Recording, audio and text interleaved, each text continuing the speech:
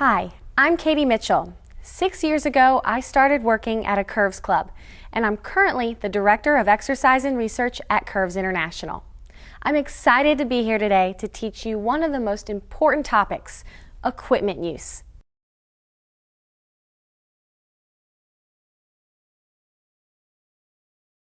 This is the oblique machine. This is a single positive machine because we aren't working opposing muscle groups. But even though it's a single positive machine, we still want to work quickly in both directions. It's a small range of motion, but we'll still work the same speed in both directions. The major muscle exercised on this machine is your oblique muscles. Let's take a look at how it works. Have the member enter the machine, and she'll keep her back and hips in neutral alignment. She'll want to use her core to keep that alignment. Make sure we have from the ear, shoulder, and hip joint, we've got neutral alignment, a nice straight line. She can cross her ankles on this machine. That's going to help her use those knees to squeeze the pad to maintain stabilized hips. This is a good base. We want to maintain stabilized hips as we perform the motion. Go ahead and bring the machine in front of you and form a sturdy box between the forearms, upper arms, and shoulder girdle. She wants to keep that box sturdy as she performs the motion. And she wants to keep her eyesight between the two handlebars, but not necessarily moving the head between the handlebars.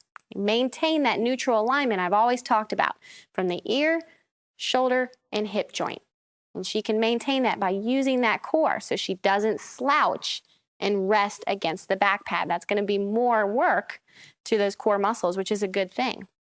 Now, the oblique is not like the lateral lift, so we aren't going to be bending at the waist. Instead, we're going to be rotating at the waist.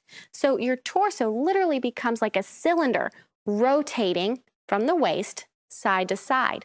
It's a small range of motion from 10 to 2 or even 11 to 1 if you need to shorten that up.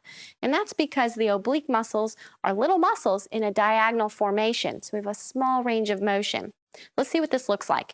It's a rotation from 10 to 2 with that sturdy box keeping that eyesight between the two handlebars sticking up. We want to make sure the hips aren't shifting or lifting off of the seat. It's just a simple rotation with the torso initiated from the waist. Okay, go ahead and stop. Now you notice, you can come back to center. You notice that her range of motion is small and her speed is a little slower than other machines like a bicep-tricep machine, and that's okay. The speed doesn't necessarily have to be really fast to mean that you're doing it correctly. The motion can still be correct. Speed's a little slower, and so is range of motion on this machine. And that's the oblique machine.